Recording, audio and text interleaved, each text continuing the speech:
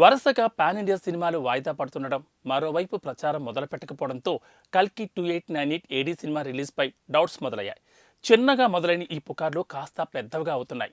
అయితే ఇన్నాళ్ళు కాస్త కామ్గా ఉన్న టీం ఒక్కసారిగా రియాక్ట్ అయింది. ఓ 6 సెకండ్ల వీడియోను ఎక్స్లో షేర్ చేసింది. ఆ వీడియోలో ఏం లేకపోయినా సినిమా అయితే మే 9న వచ్చేస్తుందని మరోసారి చెప్పారు. సలార్ సినిమాలో కేవలం నీడతోనే ప్రభాస్ కోసం ఎలివేషన్ సీన్ రాస్తారు ప్రశాంత్ నీల్. ఇప్పుడు కల్కి విషయాన్ని కాలు ఊపుతున్న వీడియోని రిలీజ్ చేసి క్లారిటీ ఇచ్చారు నాగ్ అశ్విన్. అలా చెప్పడంతో ఏం ఆలోచన ఉందో తెలియదు కానీ చాలా ఆరాంగానే ఉన్నాం సినిమా రిలీజ్ విషయంలో అని చెప్పారు. దీంతో ఈ సినిమా విడుదల వాయిదా పడే అవకాశాలు ఉన్నాయంటూ వచ్చిన వార్తలకు క్లారిటీ దొరికినట్లయింది. కల్కి 2898 ఏడీ సినిమాలో ప్రభాస్కు జోడీగా దీపికా పదుకొని నటిస్తుండగా కమల్ హాసన్ ప్రతి నాయకుడిగా యాక్ట్ చేస్తున్నారు. అమితాబ్ బచ్చన్ మరో కీలక పాత్రధారి.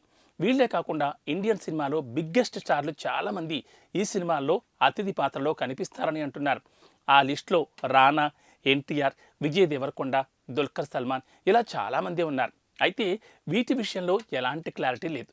తాజాగా మరో క్లారిటీ లేని అంశం ఒకటి బయటకొచ్చింది. అదే ఈ సినిమాను 9 భాగాలుగా తెరకెక్కిస్తున్నారు అని.